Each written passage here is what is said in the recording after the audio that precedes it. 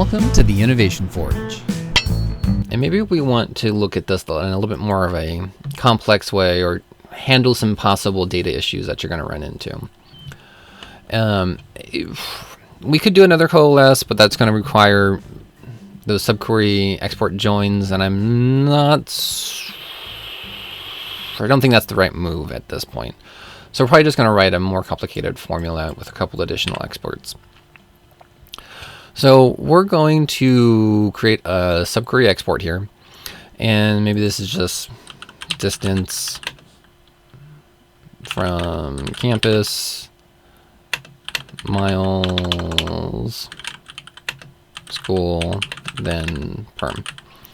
Like I was alluding to earlier, maybe we want to know in a more domestic sense of if an international student is going to school in the States, or if a domestic student is going and studying abroad. We care more about what is their domestic address distance from the institution than maybe they happen to be out of the country right now, and we'll do some additional fallback values for that as well. So we're just going to do another formula,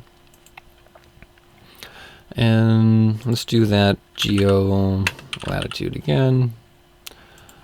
So we have that address 1, and maybe let's do this again. Geo latitude. And we're going to do another extended export here because I should have joined earlier, but I didn't. So we're going to look at the person. Yeah, let's do type and rank. So we're going to do permanent address, rank 1, and I'm just going to name this person address. Probably should have done the rename for the school as well, the organization as well, but I didn't.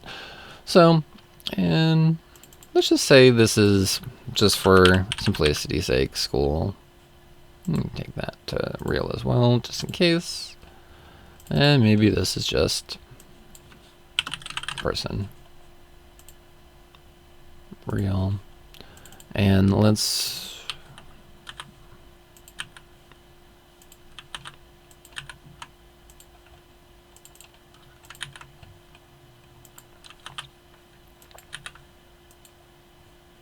so we have our two distances, and now we're going to build some criteria here. I just want to know if the school is domestic, then I'm going to pull the school. And again, you could kind of nest this in the exports, but we're just going to do this in a little bit more of a straightforward way. School, domestic. I'm just going to do an existence export.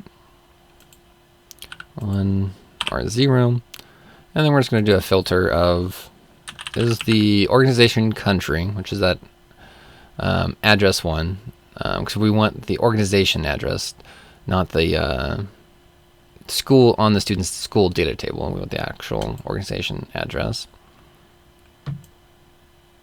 If that country is in the United States. So instead of an existence, we could also just export that geo lat longitude piece.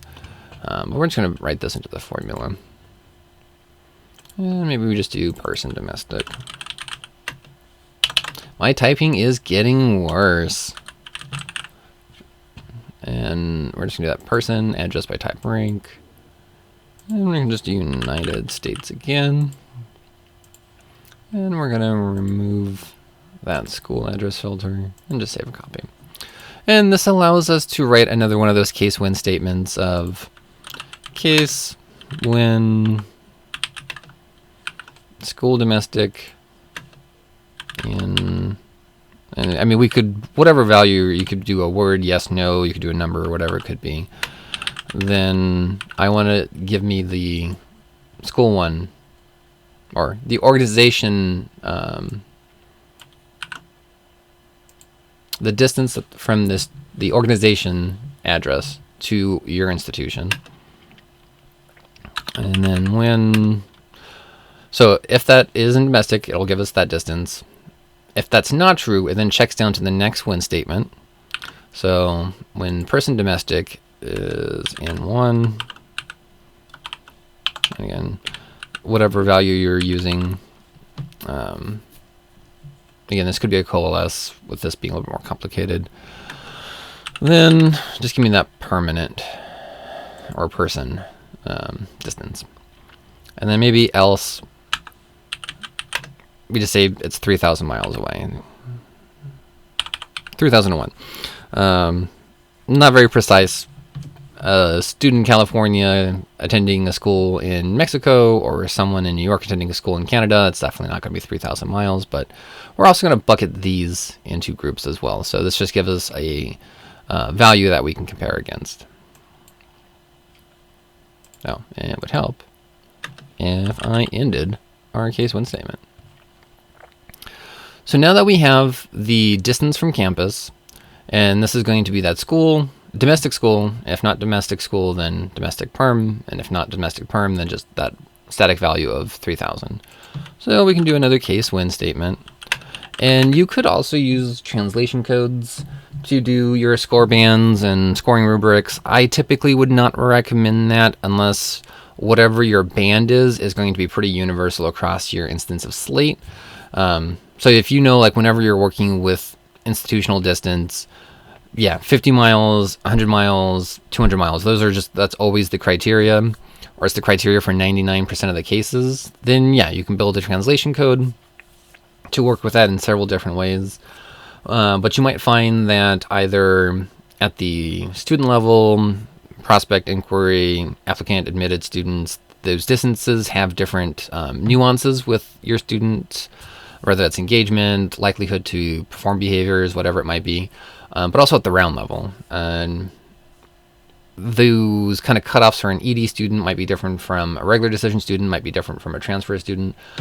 So if you do have a lot of nuance with what these cutoffs are going to be, these export-specific formulas, and you could add these different cutoffs to like a query a configurable joins query library, and still have them readily available. But having them at the export level, and especially a year-over-year level where this might be changing, could definitely help prevent confusion over a billion translation codes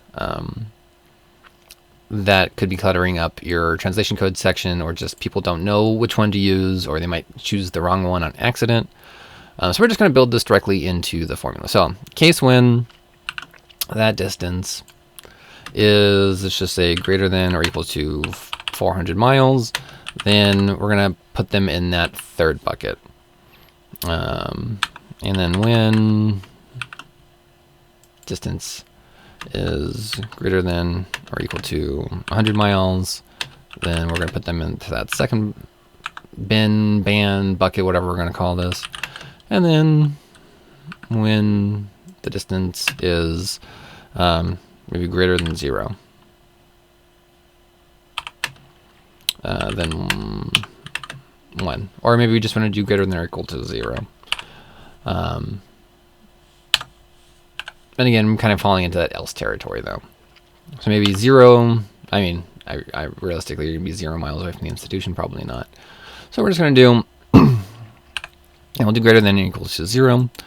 And then, else, just 1. And then we're going to end the statement as well. So we're not applying a scoring rubric. We could, but we're just putting them into bins to maybe help with strategy, outreach, scoring, modeling, whatever it might be. And then person perm. So we're going to save a copy there. Next up, we're going to do what is essentially the second half of the Slate Summit presentation, which is time anchored behaviors, login streaks in that historical tracking entity. But we're going to close it up here for now as kind of a standalone video.